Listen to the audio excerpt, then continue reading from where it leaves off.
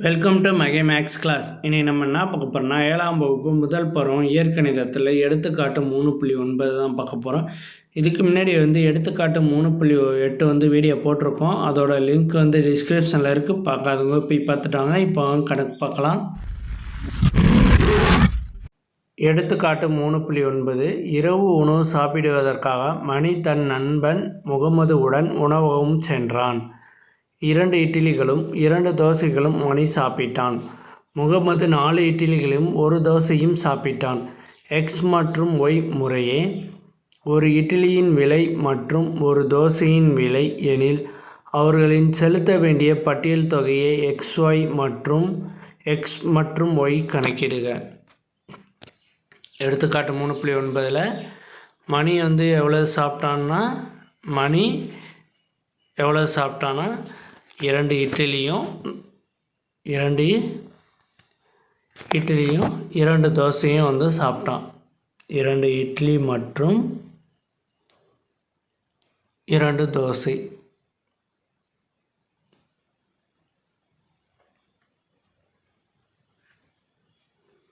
முகமது எவ்வளோ சாப்பிட்டானா 2 இட்லியும் 4 இட்லியும். முகமது 4 இட்லி மற்றும் 1 தோசை.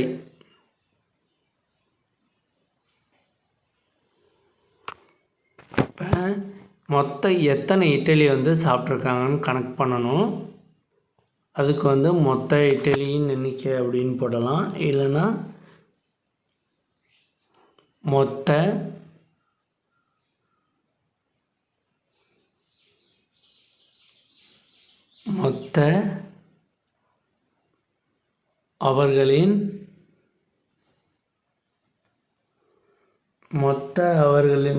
அவர்கள் சாப்பிட்ட இட்லி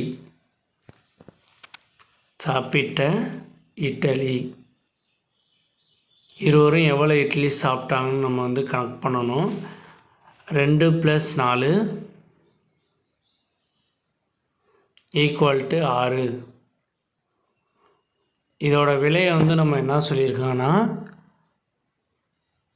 எக்ஸில் கொடுக்க சொல்லியிருக்காங்க. அப்போ 6x கொடுத்துட்டோம். அதே மாதிரி தோசை சாப்பிட்ட இது எக்ஸ் ஒய்ன்னு கொடுத்துட்டோம். எக்ஸ் எதோட விலை? இட்லியோட விலை. எக்ஸ் இட்லியோட விலை. ஒய் தோசையோட விலை. எக்ஸ் இட்லி விலை, ஒய் தோசை விலை.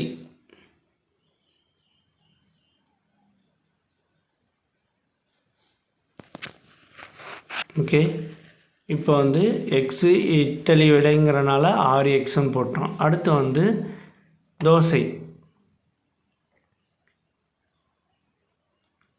தோசை சாப்பிட்ட மொத்த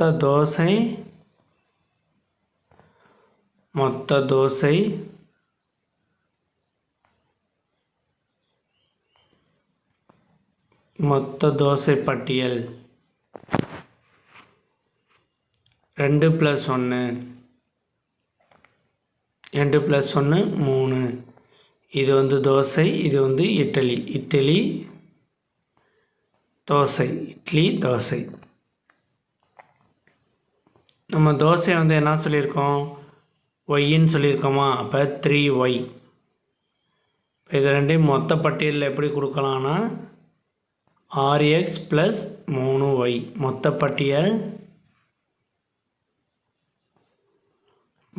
பட்டியல் தொகை = 6x + 3y.